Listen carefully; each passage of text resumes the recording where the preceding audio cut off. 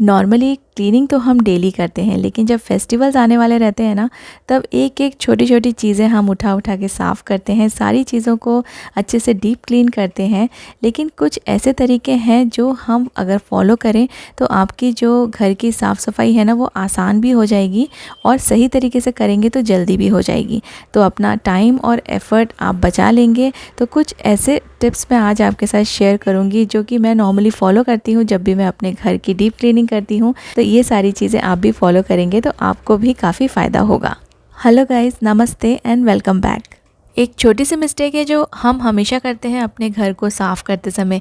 सबसे पहले ना हम डस्टिंग से स्टार्ट करते हैं। तो आप डस्टिंग स्टार्ट करने के पहले एक अच्छा सा एक राउंड लगा लीजिए अपने घर में, और जितने भी सामान यहाँ वहाँ बिखरे पड़े हैं ना, उनको आप समेट लीजिए और उनको जगह पे रख दीजिए। अगर कोई छोटे मोटे ऐसी चीज़ें हैं जो आपको फेंकनी है तो उसको आप फ्लोर पे डाल सकते हैं या डस्टबिन में डाल सकते हैं। तो ये सारी चीज़ें जब भी आप झाड़ू लगाएंगे या फिर आप वैक्यूम करते होंगे तो उसमें आप ये सारी चीज़ें क्लीन करते हुए निकल सकते हैं। तो ये सारी चीज़ें ना बहुत ही इंपॉर्टेंट है। अगर आप डस्टिंग स्टार्ट कर देंगे तो फिर जो आपको जो डस्टिंग का टाइम है ना, वो बहुत ज़्यादा बढ़ जाएगा, क्योंकि फिर उस टाइम पे ना आपको साथ साथ में सामान भी हटाने पड़ेंगे और इसमें ना फिर काफ़ी ज़्यादा समय ऐसे ही निकल जाता है। तो सबसे पहले जो भी सामान बिखरा पड़ा है आपके घर में, आपके जितने भी आपके घर में रूम्स हैं, वो सब सामान को आप पहले समेट लीजिए और उसके बाद आप डस्टिंग स्टार्ट कीजिए। बेडरूम में बेड का सब सामान समेटते हुए आप अपने बेड को भी उसी टाइम पे क्लीन कर सकते हैं, क्योंकि बेड को बहुत ज़्यादा डस्टिंग की ज़रूरत नहीं होती है। तो जब आप अपने बेड को क्लीन कर रहे हो, सब सामान हटा रहे हो, उसी टाइम पे आप ना अपने बेड को भी पूरा अच्छे से क्लीन कर लीजिए और जो बेडशीट्स वगैरह हैं उनको फोल्ड करके आप रख लीजिए। ब्रूमिंग और वैक्यूमिंग करने के पहले आप अपने बर्तनों को भी धो के रख लीजिए, क्योंकि जब हम बर्तन धोते हैं ना, तब हमारा जो किचन का काउंटर है वहाँ से पानी नीचे गिरता है, कुछ कचरे भी नीचे गिर जाते हैं। तो उस टाइम पे ना फिर बार बार आपको आपका जो किचन का फ्लोर है वो क्लीन करना होगा। तो आप झाड़ू लगाने के पहले और वैक्यूमिंग करने के पहले अपने काउंटर को पूरी तरह से क्लीन कर लीजिए। अगर आपके थोड़े बहुत बर्तन हैं तो उनको भी आप धो के रख सकते हैं और अपना काउंटर क्लीन करके रख सकते हैं, सो डैट आपका जो फ्लोर है वो एक साथ में ही साफ़ हो जाएगा।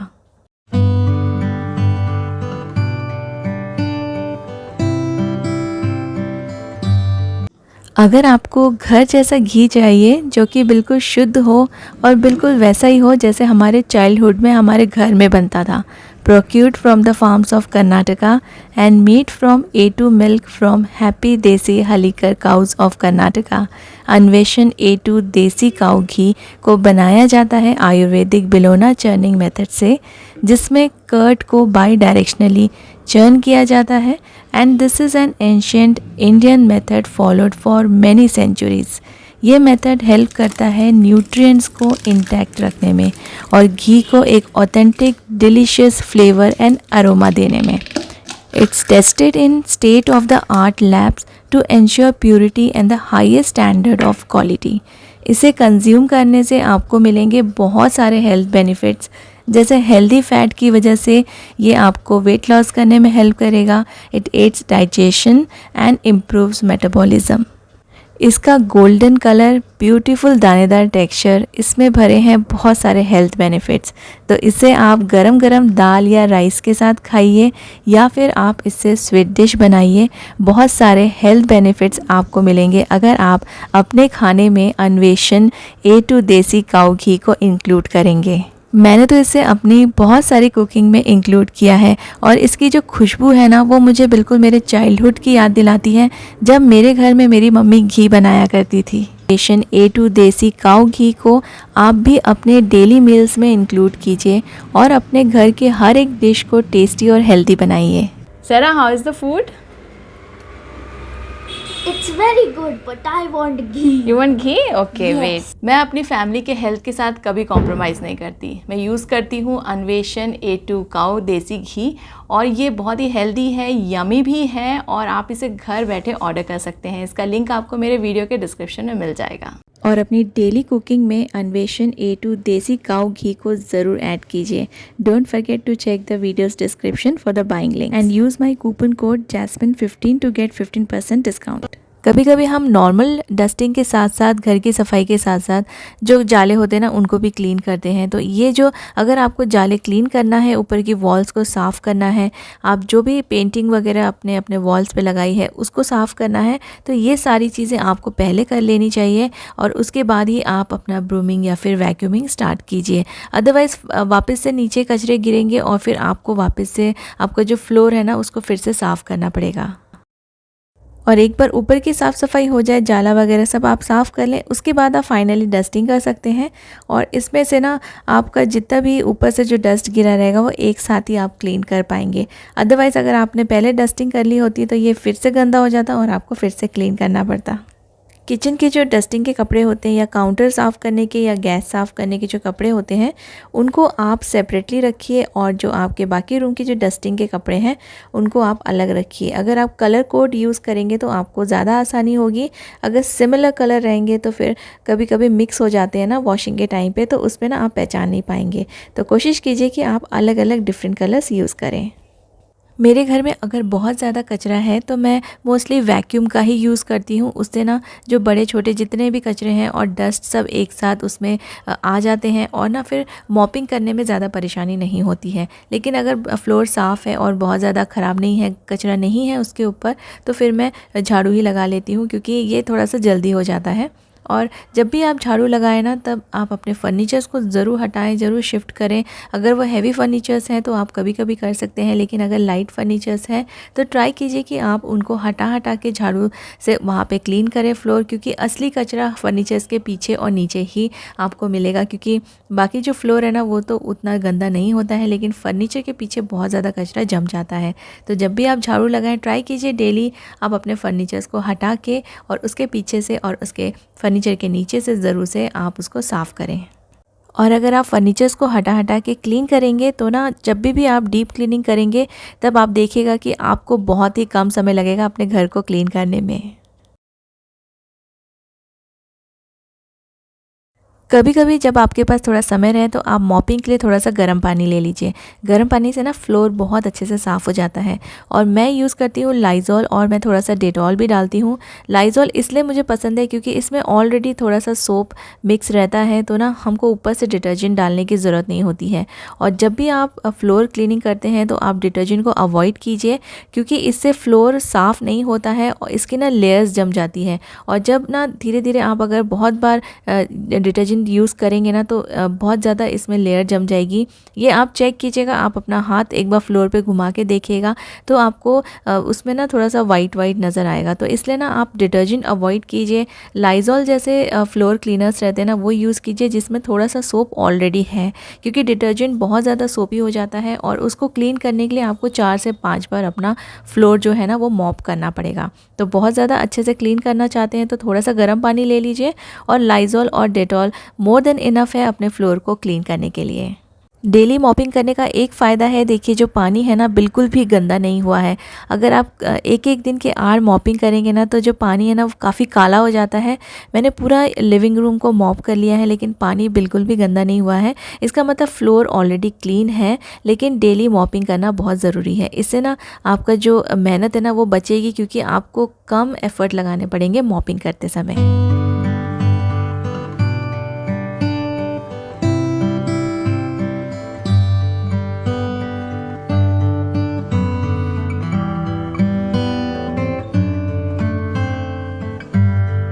एक और गलती काफ़ी सारे लोग करते हैं कि वो ना एक ही मॉप यूज़ करते हैं अपने घर के अंदर की सफाई करने के लिए और जो बालकनी वगैरह है उसको मॉप करने के लिए। तो आप ट्राई कीजिए, अगर आपके लिए पॉसिबल है तो आप 2 मॉप अलग अलग रखिए। अपने बालकनी के लिए डिफरेंट सेपरेट मॉप रखिए और अपने घर के अंदर के फ्लोर के लिए आप सेपरेट मॉप रखिए। अगर आप ऐसा नहीं कर सकते हैं तो आप जब आपका पूरा घर मॉपिंग हो जाए तब आप लास्ट में अपनी बालकनीज़ को क्लीन कीजिए, जिससे कि ना आपकी जो बालकनी की जो गंदगी है, क्योंकि बाहर रहती है बालकनी तो और भी ज़्यादा वहाँ पे डस्ट और बहुत सारा कचरा रहता है, तो वो आपके फ्लोर को भी साफ़ नहीं करेगा। एक्चुअली में आप जब मॉप करेंगे तो आपका फ्लोर और गंदा होता जाएगा।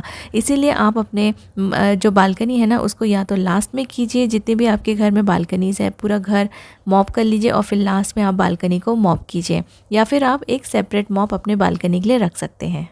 घर में फ्लोर मैट्स यूज़ करना बहुत ही अच्छी आदत है, क्योंकि इससे ना काफ़ी सारा जो धूल है वो बाहर ही रह जाता है और आपके जो फ्लोर्स हैं वो गंदे नहीं होते हैं। तो आप 2 सेपरेट फ्लोर मैट्स रखिए, एक आप अपनी बालकनी में रखिए जहाँ से आप एंटर करते हैं, वो बिल्कुल सेपरेट होना चाहिए। तो आप वहाँ पे अपने शूज़ या अपने जो पैर हैं वो वाइप करके अंदर आ सकते हैं, और अंदर के लिए एक आप सेपरेट जो है ना फ्लोर मैट रखिए। उससे भी ना आपका जो फ्लोर है वो हमेशा साफ़ रहेगा, कम से कम गंदगी अंदर आएगी।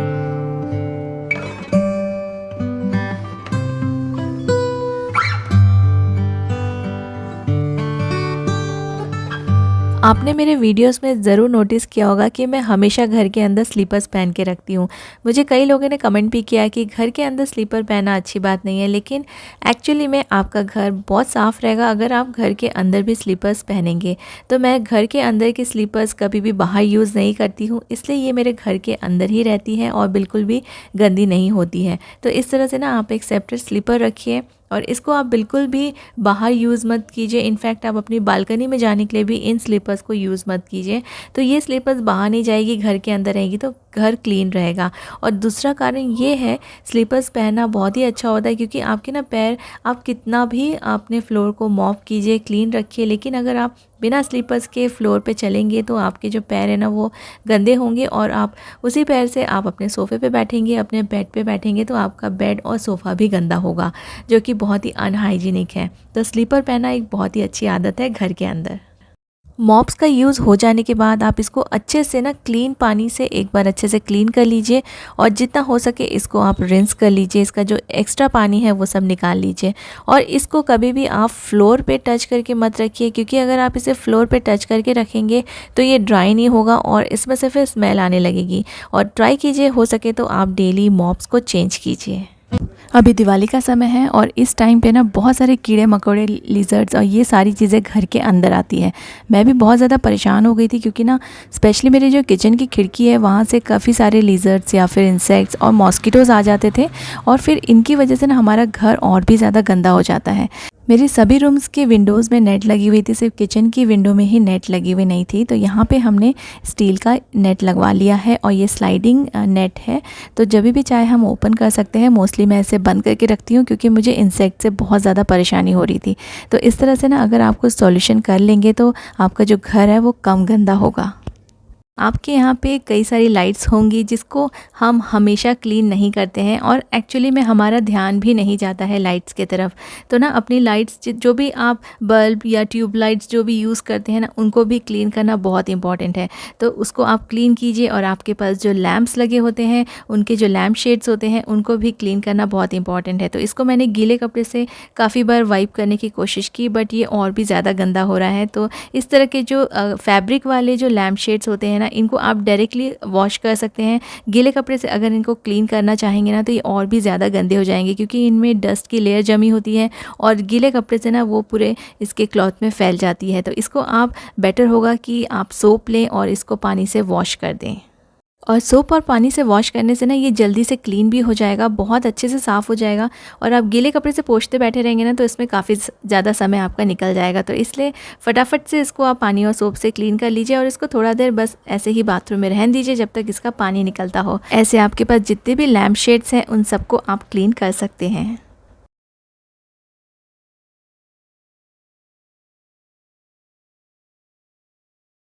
आपके घर में जितने भी अप्लायंसेस हैं उनको भी ज़रूर से एक बार चेक कीजिए, क्योंकि ये भी हम डेली यूज़ करते हैं लेकिन इनको पूरी तरह से साफ़ नहीं करते हैं। किचन में यूज़ होने वाले छोटे अप्लायंसेस जैसे मिक्सर ग्राइंडर, ओवन या फिर एयर फ्राई, ये सारी चीज़ें हम आसानी से साफ़ कर सकते हैं। कभी भी जब भी हम खाना बनाते रहते हैं ना, उस टाइम भी आप खड़े खड़े इन सब चीज़ों को क्लीन कर सकते हैं ईज़िली। हमारे जो किचन के काउंटर्स होते हैं उनको आप हमेशा कुकिंग के टाइम पे स्क्रब करते होंगे, लेकिन अगर आपके पास मॉड्यूलर किचन है तो इस तरह के जो मॉड्यूलर के ऊपर के जो एरिया होता है ना, वो भी हमारे फिंगरप्रिंट्स लगे रहते हैं, उसमें गंदा होता रहता है, लेकिन इसको हम बहुत बार साफ़ नहीं कर पाते हैं और ये ऊपर से दिखने में काफ़ी साफ़ दिखता है। तो ये भी बहुत गंदा होता है, इसको भी स्क्रब करके अच्छे से क्लीन कीजिए। आप कॉलिन यूज़ कीजिए और इस तरह का कोई भी स्पंज या फिर आप माइक्रोफाइबर के जो कपड़े होते हैं ना उसको यूज़ कर सकते हैं। इनको स्क्रब करके अच्छे से क्लीन करके रखिए और आप देखिए, आप अगर जब इसको साफ़ करेंगे ना तो आपको पता पता चलेगा कि ये कितना गंदा रहता है, क्योंकि ये ऊपर से बिल्कुल भी गंदा नहीं दिखता है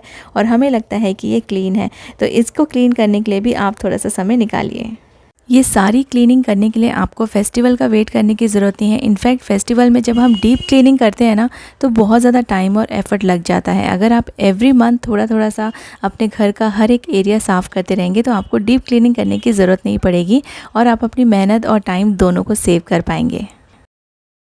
ये सभी टिप्स फॉलो करके आप भी अपने घर को क्लीन कर लीजिए। मुझे कमेंट करके ज़रूर बताइए कि आपको ये सभी क्लीनिंग टिप्स कैसी लगी।